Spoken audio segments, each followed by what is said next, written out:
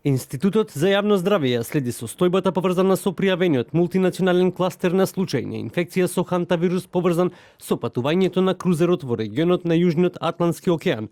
Од ИА завелат дека во овој момент нема регистрирани случаи патници или блиски контакти поврзани со Македонија, ниту постојат индикации за ризик по јавното здравје во државата и појаснуваат дека одделението за вирусологија при ИАЗ располага со реагенси за детекција на оваа група вируси. Најнапред би сакала да кажам дека нема простор за било каква паника, бидејќи не постои опасност, ниту ризик во моментот за македонските граѓани, што е најважно во овој момент.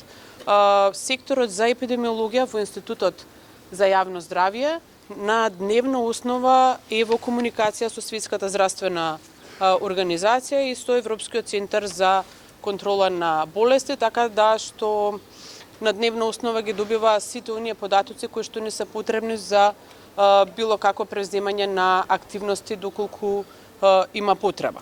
Заболувањето може да се манифестира со различни клинички слики, од лесна фебрилна болест до потешки форми со зафатеност на бубрезите или белите дробови.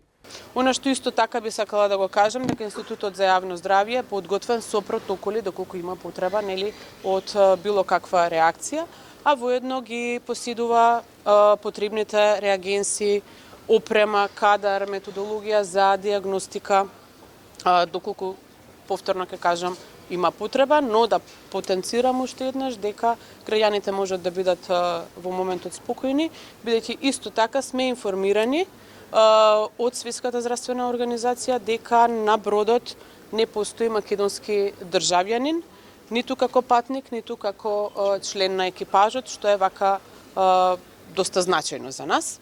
Според Светската здравствена организација, досега се потврдени 5 случаи на инфекција, додека уште 3 се под сомнение. Во епидемијата починаа 3 лица. Холандска брачна двојка и германски државјанин, пренесе Нью Йорк Таймс.